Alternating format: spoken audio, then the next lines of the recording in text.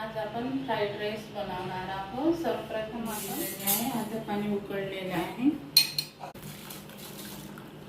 आणि उकळायला ठेवलेले आहे।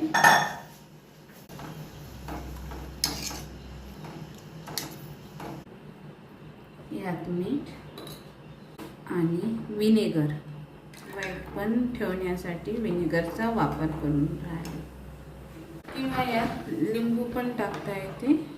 मी यात विनेगर टाकलेलं आहे। कढई आपल्याला नाममात्र तेल टाकायचं आहे। याच्यात तेलाचं प्रमाण जास्त नाही पाहिजे। अद्रक बारीक केलेलं आहे।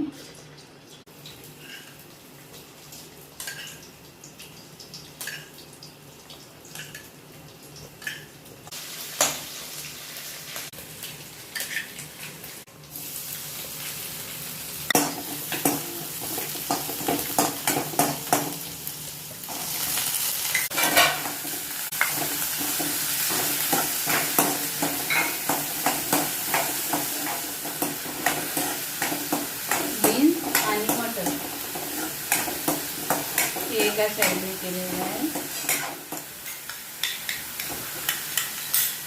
आणि शिमला मिरच, हिरवे पालेभाज्या एका साईडने करून घेऊ, जेणेकरून यांचा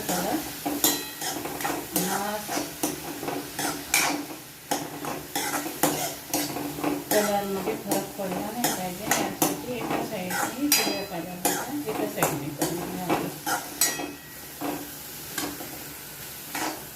नाहीतर तसं सगळं मिक्स झाल्यानंतर ते काळपट पडतं।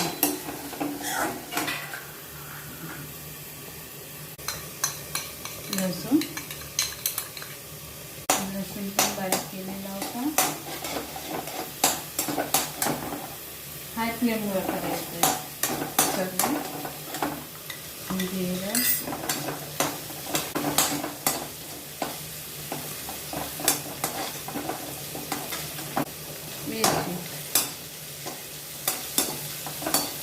मिरची बारीक केलेली होती।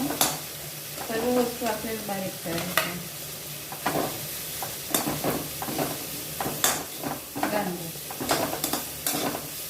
गाजर पण बारीक, पालेभाज्या टाकल्या की आपला तो कलर वेगळा होण्यासाठी हिरव्या पालेभाज्या थोड्या वेगळ्या चेंज झाल्या नाही पाहिजे। हिरव्या पालेभाज्या आपण आता थोड्या तेलामध्ये फ्राय केलेले आहे।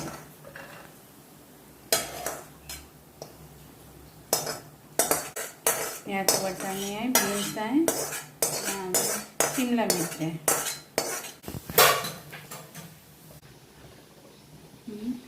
थोडा झालेला आहे, 80% प्रमाणात झालेला आहे। आता आपण पाणी काढून घेऊया। याला आपण आता हवेशीर ठेवून देऊया। 10 मिनिटासाठी तरी आपण मोकळं ठेवून देऊ। तसं तर अर्धा-1 तासासाठी ठेवलं तरी काही फरक पडणार नाही, पण आपली सर्व तयारी झालेली असल्यामुळे आपल्याला 10 ते 15 मिनिटासाठी ठेवणार आहोत आपण।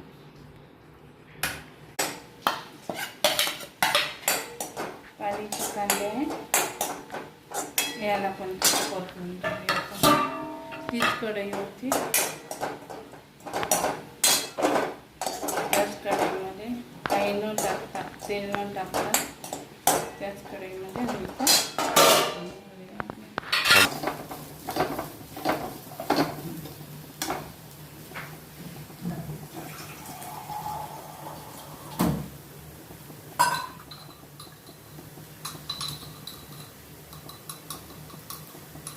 फ्राईड राईस करताना आपण बासमती तांदळाचा वापर केलेला होता, कारण तांदळामध्ये आपण मीठ टाकलेलं आहे, त्यामुळे यात थोडं नाममात्र आपण मीठ टाकूया। डार्क सोया सॉस,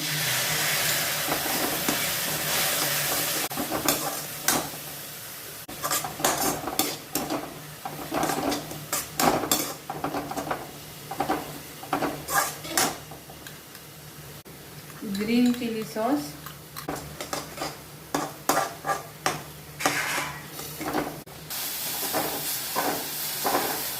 झालेलं आहे आपल्याला.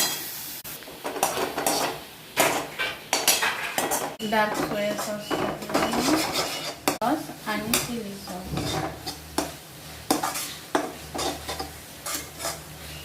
सर्वप्रथम यामध्ये अद्रक, थोडेसे अद्रक, त्यानंतर लसूण, जिरं, गाजर आणि नंतर सोया सॉस आणि नंतर चिली सोया सॉस. त्याला छानपैकी आपण परतून घेऊ.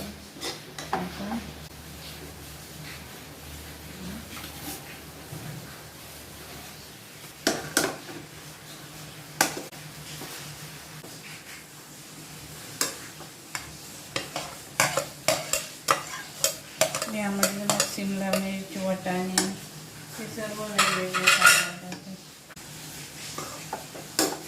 हलक्या हाताने आता याला फिरवून घेऊया जेणेकरून आपले तांदूळ हे तर थोडं पाणी शिंपायचं आपलं शिजलं.